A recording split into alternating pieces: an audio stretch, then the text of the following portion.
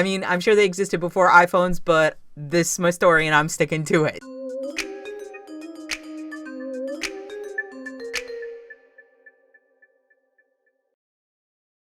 Hello knitters, Barbara Benson here. I'm an independent knitwear designer who also likes to make videos here on my YouTube channel, Watch Barbara Knit. If you'd like to know more about my knitwear designs, please check in the description below. There you will find a link to my Ravelry page as well as a link to the Watch Barbara Knit's Facebook group. On my Ravelry page, you can get copies of my patterns to knit yourself. And if you'd like to join our Facebook group, then we can continue the conversations that we have started here on these videos. The description below is going to be chock full of links for you today because it is time for our monthly Fave 5. Now, what Fave 5 is I take a theme and then I spend a little time browsing Ravelry and picking out my favorite 5 patterns that at that moment exemplify that theme to me. I'm not saying that these are the best and I'm ranking these and out of all the patterns that these are the best ones. It's just the ones that right now appeal to me, and that if I had clear needles and I was going to cast on, these would definitely be at the top of my list. After the most recent swatch lab where I swatched up a bulky yarn, when someone commented in the comments that they were like, have you done a Fave 5 on bulky? So I was like, hey, I could do bulky this month. So today's Fave 5 is Fave 5 patterns that are for chunky or bulky yarns. Here we go. Now, this is my first pick, and I wanted to start with this one. This is Orlo by Heather Zoppetti, because I think people have this idea that chunky is going to mean like rustic maybe, or kind of just because the yarn is called bulky, it's going to make you look bulky. And this is in a bulky weight yarn, but it is a sleek, elegant, and completely wearable cardigan. I think it is absolutely adorable. It is by, did I already say it's by Heather Zoppetti? Because it's by Heather Zoppetti. And she does beautiful garments. I love the neckline on this where it's not quite a shawl collar. I mean, maybe it technically is, but it's not like a big voluminous shawl collar. It just has that little bit of turn. I love the fact that you have the contrasting collar and hem, and then it echoes on the wrists, and it gives you that nice pop of color. And then the narrow stripes, the narrow white with the dark, I just think it's really flattering and beautiful. And it's very sleek. It doesn't have any of that bulk that I think people associate with bulky yarns. Now, if you weren't really into that pop of color, you could definitely do the extra bit in the same gray, or you could do it in white, or you can do it in whatever stripes you want. And honestly, if you didn't want the stripes, you could just, not stripe it, and you would just still have a very classically shaped cardigan that I totally think you could live in. Now, one thing I want to point out is that, let me see here. I'm looking, I have over here on my screen. It comes in 1, 2, 3, 4, 5, 6, 7, 8, 9, 10, 11, 12. Yes, it comes in 12 sizes. I'm giving you, it's based basically on your bust measurement from 34 to 57 and a half. So regardless, pretty much of what size you are, you could knit this for yourself. And since it is in a bulky yarn, it is probably going to knit a tiny bit faster than your average cardigan. The suggested needle size is 10 and 10 and a half. My guess being that the body is worked on 10 and a half, and then the ribbing portions are going to be worked on the smaller needles, so it gives it a little more tightness. Also, who doesn't love buttons? This would give you a great chance to pick out some really nice buttons. And since it's a larger scale stitch, you can pick out like some really pretty big buttons. So this is Orlo by Heather Zoppetti, and it is a sleek cardigan in bulky weight yarn. So it's win-win. Next, I'm going to jump over to This is Shiloh from Laura Aylor, and it is a cowl. According to this, you can do it in, you can either do a single wrap, or if you want to do more yarn, you can make it bigger. So it's a double wrap, and it is just, it is absolutely beautiful.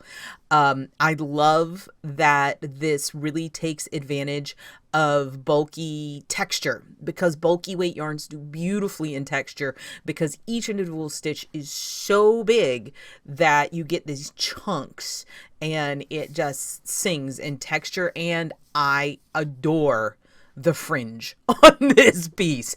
It is just so fun. It's got excellent fringe game, and it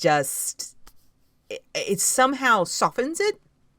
It could go towards being a little overwhelming and chunky, but I think that those fringes actually soften your edges and gives a little airiness to something that's a visual airiness without compromising how dense and squishy and warm this particular cowl is actually going to keep you. So I really like it.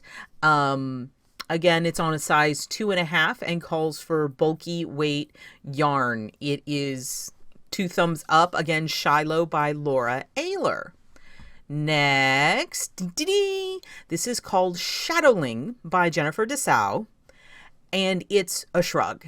And let me tell you, I am 100% on board with shrugs coming back. I think that they were super popular for a while and then they kind of tailed off, and I think they need to come back because they are incredibly versatile pieces of that you can add to your wardrobe. And essentially, they're pretty much shawls with armholes. So if you're like, I don't know how to wear a shawl, maybe you should look into some shrugs. This, again, is Shadowling by Jennifer Dassau. And it actually has a very interesting construction. According to this, it is knit flat and then folded, and then there's seams and short rows, and it creates this really cool shape. And there's an elegant applied I-cord. It's just, there's a whole lot going on here. But I love, love, love these cables. These cables have a texture to them. It's not just super distinct cables like you would see in an Aran sweater. It like creates ripples and movement in the fabric. And because it's in bulky yarn, this is worked on a size 11. It is going to knit up fairly fast. I believe she starts with a provisional cast on, and then that is really good because it leaves you that seaming, but since it's bulky, there's not going to be that many stitches to mess with. And even though this has a lot of components to it, I know Jennifer Dassau's patterns. I have one of her books. I am 100% confident that she explains it beautifully and how to make this piece. It looks like a really versatile piece. I really like it. What else can I say? It is a great shrug, and it looks like it would be super comfy, and I think it's a great application of bulky yarns. Next, something I can't pronounce. Miasuli by Corrina Ferguson. You guys know I couldn't get away with no shawls. I mean, seriously, did you expect no shawls? And a chunky weight shawl is a wonderful thing to both wear and knit, because knitting it is like poof, you're done. It just flies off the needles, and you work with this super beautiful yarn, and all of a sudden you've got it. Now, this is a crescent shaped shawl, but it's more of an elongated crescent shape. So it is a shawl, but it can also really be wrapped like a scarf, according to her information. And what I really drew me to this and I wanted to pick out is that the open work. Bulky yarn is not typically associated with open work, and I really wanted to include this. And I have that little inset of this stitch because I thought the stitch was really, really cool looking. Isn't that just beautiful? It is worked with short rows. That's how you're getting that elongated shaping, but because it's bulky, there can't be that many, because if you look at it, there's not that many rows in the whole shawl. So if you wanted to get your feet wet with short rows, I think this would be a great call. And Corrina is just astounding with shawls, so you know that these instructions are going to be great. I just love the way it's got that garter body. It's going to be super soothing to knit. And then you just have that super fun, crazy lace on the saw end. And I don't really know how she did that lace. So I kind of want to knit it just to figure it out. But I think it looks cool, and it takes advantage of the very architectural properties of big giant strands of bulky yarn. So that is why I picked out Miasuli from Corrina Ferguson. And then finally, we had to have something fun and different, and this is more of a traditional cable. Cables and bulky yarn, they're like peas and carrots. They just work together. Because bulky yarns have so much presence, they make cables pop up. And I couldn't get away. Obviously, I picked out a couple cables, but this is more of a really traditional cable. These are the Ruby and Cable gloves by Faina Goberstein. And I really, really like the details in this glove. I encourage you to go to the Ravelry page and look at it so you can look closer.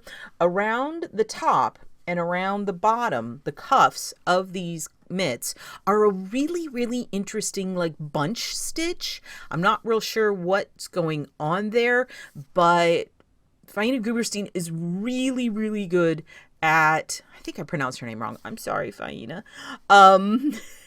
Really good at creating really interesting textures in her work. She wrote a book called The Art of Slip Stitch Knitting that she does amazing things with slip stitches that creates a lot of surface textural interest. And I think these gloves really play that up because you've got the awesome cable going up the back, but then those interesting details with the bunch stitches around the top and bottom.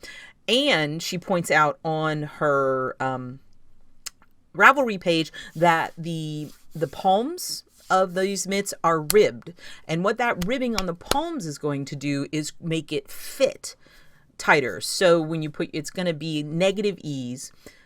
What does negative ease mean? Negative ease means that the piece is designed to be smaller in diameter than whatever it is going to be worn upon.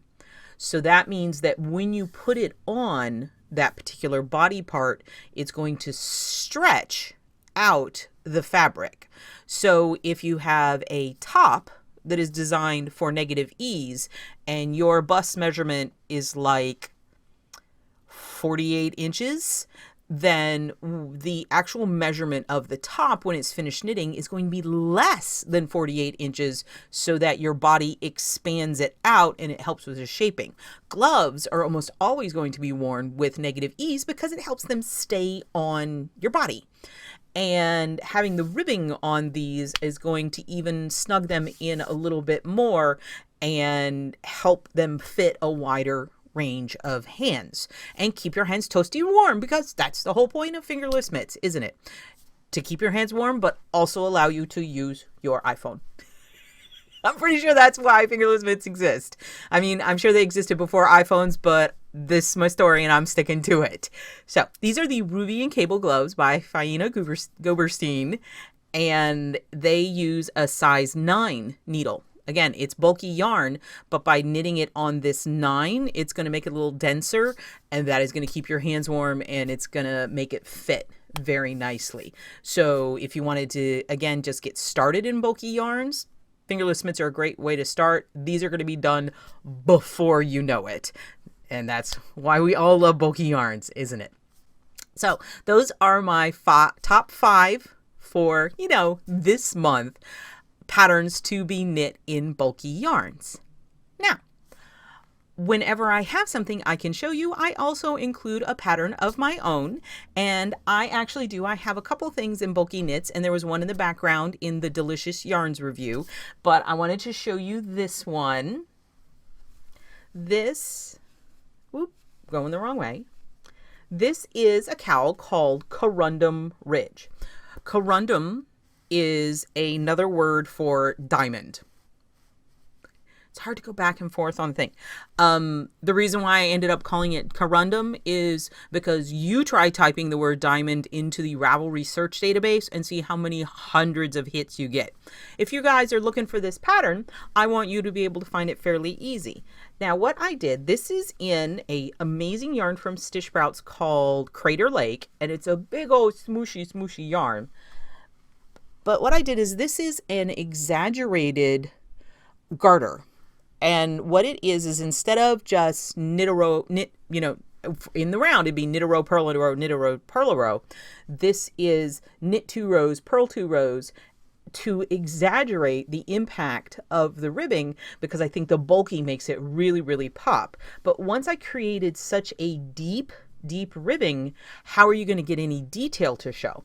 And so that is why these cables are actually slip stitch cables. Can you see that?